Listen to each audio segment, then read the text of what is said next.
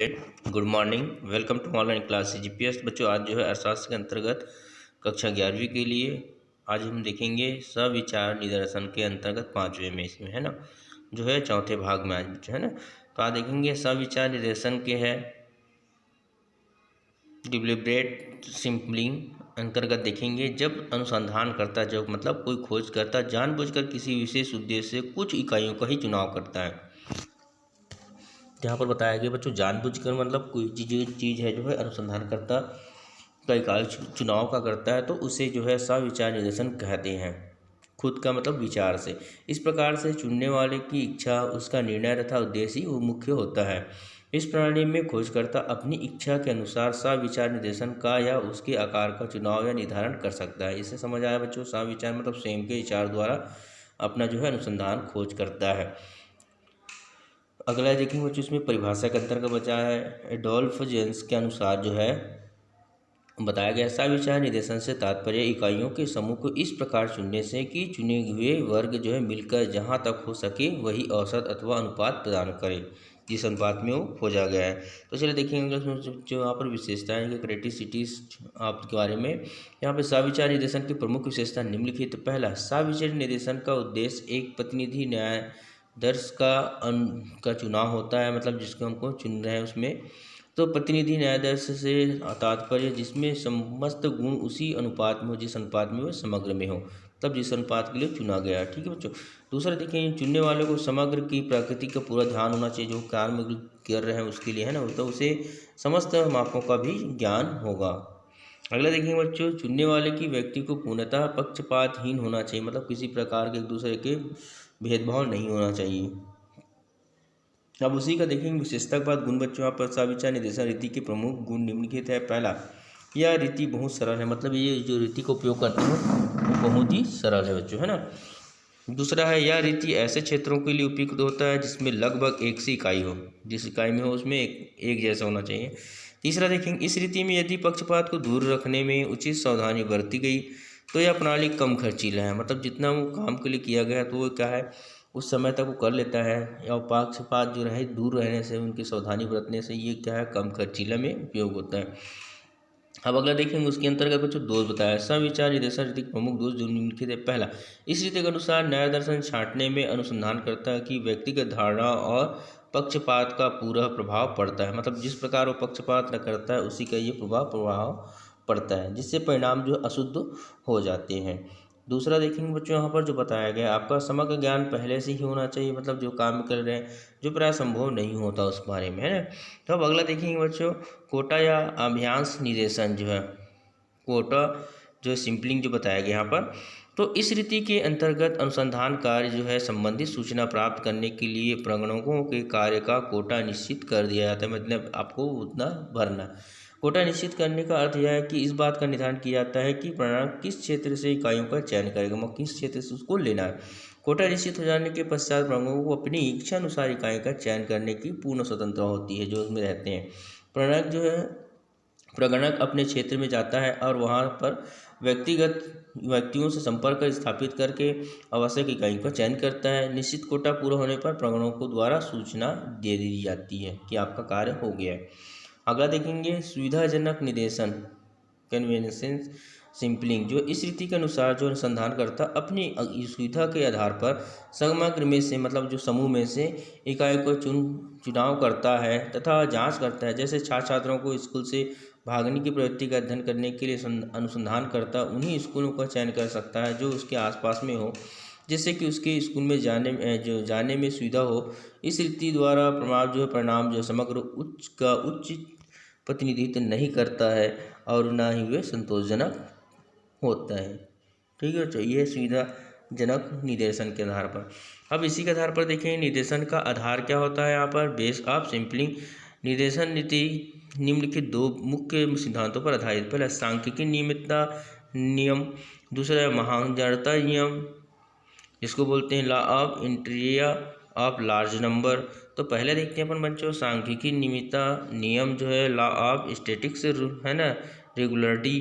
तो सांख्यिकी नियमितता नियम का प्रतिपादन जो है गणित के संभावना अथवा प्रायिकता सिद्धांत जो पढ़ते हो बच्चों आपको थ्योरी ऑफ प्रोबेबिलिटी के आधार पर किया गया है। इस नियम के अनुसार यदि अनुसंधान कार्य के लिए किसी समग्र में से दैव निर्देशन के आधार पर कुछ इकाइयों का चुनाव किया जाए तो इस तरह चुनी हुई इकाई समग्र का लगभग सही प्रतिनिधित्व कर सकेगा। मतलब जितने में से है ना, अर्थात यह सिद्धांत यह बताता है कि चुनी हुई इकाई में वही विशेषता होगी जो समग्र में विद्यमान होता है। तो आइए बच्चों इसमें देखते हैं अपन नियम की उपयोगिता के अंतर्गत यूटिलिटीज ऑफ द लॉ। सांख्यिकी निमित्त जो है नियम की मुख्य उपयोगिता है निम्न है। पहला है देखेंगे, अंतर्गणन एवं बाह्यगणन द्वारा अनुमान लगाने के लिए सांख्यिकी निमित्त नियमों को ही प्रयोग में लाया जाता है वहाँ, है ना। तो दूसरा यह बीमा कंपनियां जो है जोखिमों का अनुमान इसी नियम के अनुसार लगाए, मतलब जो बीमा करते हैं कुछ हो जाता है उसको देने लायक हो, ऐसा इनका नियम वहाँ पर निकाला जाता है। तीसरा देखें, निर्देशन रीति का प्रतिपादन इसी नियम के आधार पर ही हुआ है, जिस आधार पर हम पढ़े यहाँ पर। तो महा जो है सांख्यिकी के अंतर्गत है ना बच्चों। अब देखिए महांक जड़ता नियम, लॉ ऑफ इंटीरियर of large number. महांक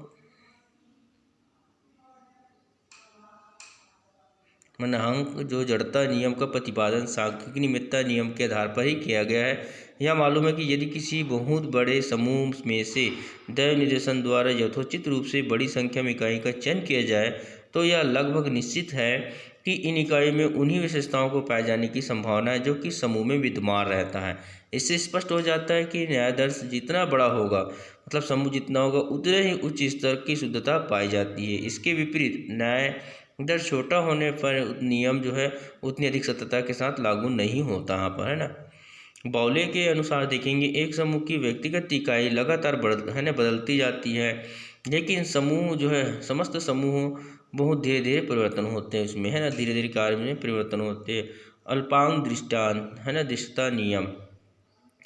law of जो है पेरिसिस्टेंस ऑफ स्मॉल नंबर। अल्पक दृष्टि नियम के अनुसार जो है न्यायादर्श में चुनी गई विशिष्ट अल्प इकाइयों में से दृढ़ता होता है, मतलब विश्वास होता है। इसका तात्पर्य यह है कि यदि न्यायादर्श का आकार बढ़ा भी दिया जाए तो अल्प इकाइयों का जो अनुपात पहले था वही आकार जो है बढ़ने पर भी बना रहेगा, मतलब सेम का सेम रहेगा। समग्र की विशेष जो समिति इकाइयों को भी न्यायादर्श में प्रतिनिधित्व प्राप्त होता है। अब अगला देखेंगे बच्चों यहाँ पर सांख्यिकी त्रुटियाँ, स्टैटिस्टिकल एरर्स।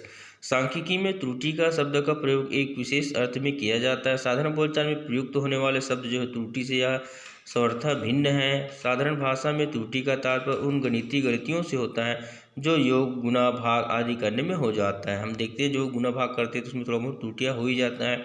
जबकि सांख्यिकी में त्रुटि से तात्पर्य वास्तविक तथा अनुमान संख्याओं के अंतर से है। इसे एक उदाहरण द्वारा स्पष्ट किया जा सकता है। यहाँ पर देखेंगे बच्चों, यदि किसी कक्षा में विद्यार्थी के औसत प्राप्तांक ज्ञात करते समय एक विद्यार्थी द्वारा प्राप्तांक 53 के स्थान पर 35 पर लिया जाए तो वह त्रुटि है ना। तो देखते हैं यहाँ बच्चों, यहाँ पर बताया गया है आपका त्रुटि माना जाता है इसको। तो इसी के आधार पर हम देखते हैं यहाँ पर जो है महानता के अंतर्गत में दिए थे बच्चों यहाँ पर, है ना, भौतिक में यहाँ पर आगे बढ़ गया था। तो जो है त्रुटि है बोलचाल की भाषा में बताया गया है 53 के स्थान 35 पर लिया तो वह त्रुटि है। जबकि जो बताया गया है दिल्ली के स्कूलों के अध्यापकों का प्रति व्यक्ति है ना परिवार मासिक खर्च जिसमें बहुत भिन्न होता है निकालने के लिए स्तृत निर्देशन विधि के स्थान पर दैव निर्देशन विधि का प्रयोग किया गया होगा और परिणाम अशुद्ध हुआ तो यह सांख्यिकी त्रुटि कहलाए।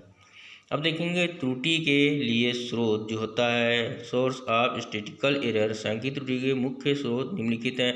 मूल त्रुटि, एरर ऑफ ऑर्गन, है ना। मूल त्रुटि का अभिप्राय उन त्रुटियों से जो पक्षपातपूर्ण सूचना इकाइयों की दोषपूर्ण परिभाषा होने के कारण होता है, वह दोषपूर्ण परिवेशन वाली आदि कारणों से भी हो सकता है, गलत है ना। प्रश्न, जोड़ तोड़ है ना त्रुटियाँ, एरर ऑफ मैनिपुलेशन। ये त्रुटियाँ अधिक गणना मापन माध्यमों व प्रतिशत का गलत प्रयोग करने आदि के कारण उत्पन्न हो सकता है। अगला देखेंगे अपर्याप्तता के कारण त्रुटियाँ, एरर एंड क्वींस। इस प्रकार की त्रुटियाँ पूर्ण सूचना मिलने से उत्पन्न हो जाती है, मतलब पूर्ण रूप से सूचना नहीं दिया जाता। अब आते हैं चौथा, निर्वाचन संबंधी त्रुटियाँ, एरर ऑफ इंटरप्रिटेशन, है ना, इंटरप्रिटेशन। इस प्रकार की त्रुटियां विश्लेषित आंकड़ों से निष्कर्ष निकालते समय हो जाती है, क्योंकि निर्वाचन करने का कार्य जो बहुत कठिन होता है।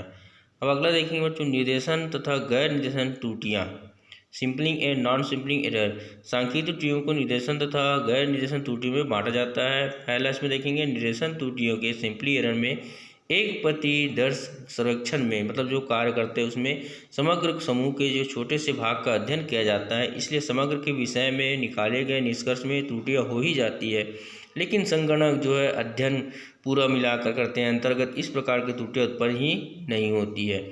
इस प्रकार समान परिस्थिति में प्रदर्शन जो है निष्कर्ष का संगणन निष्कर्ष में अंतर निदर्शन त्रुटियां कहलाती है। प्रतिदर्शन के चुनाव में काफ़ी ध्यान रखने के बावजूद भी ये त्रुटियां अवश्य उत्पन्न होती है, अतः प्रदर्शन से निकाले गए निष्कर्ष पूर्णतः सही नहीं उतरते। निर्देशन जो है यहाँ पर दिया त्रुटियां बराबर वास्तविक मूल्य माइनस जो निर्देशन मूल्य।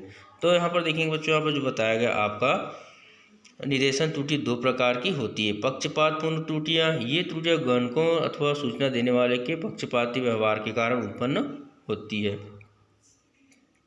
अगला देखेंगे बच्चों, यहाँ पर अपक्षपातपूर्ण त्रुटियां, मतलब ये संयोगवश किसी कारण से उत्पन्न होती है। ये त्रुटि किसी पक्षपात के कारण उत्पन्न नहीं होती है। जैसे जैसे प्रतिदर्शन का आकार बढ़ते जाता है, त्रुटियों का आकार छोटा होता जाता है। अब देखेंगे लास्ट बच्चों आपका ये पार्ट का गैर निर्देशन त्रुटियां। ये त्रुटियां किसी प्रकार के संरक्षण में उत्पन्न हो जा सकती है, चाहे यह संगणक हो या निर्देशन संरक्षण। इसमें सभी प्रकार की गलतियां व पक्षपात शामिल रहते हैं। ये सूचकों की लापरवाही है ना, ज्ञान की कमी, भूल हो जाना आदि उत्पन्न होते हैं। बड़े आकार का प्रतिदर्शन देखकर भी इन्हें कम नहीं किया जा सकता। इस प्रकार बच्चों आपको जो है अर्थशास्त्र 5 है ना चौथे भाग के अंतर्गत पूर्ण रूप से समाप्त हुआ। आपका अगला पार्ट पढ़ेंगे नेक्स्ट बार। कल बच्चों गुड डे। आज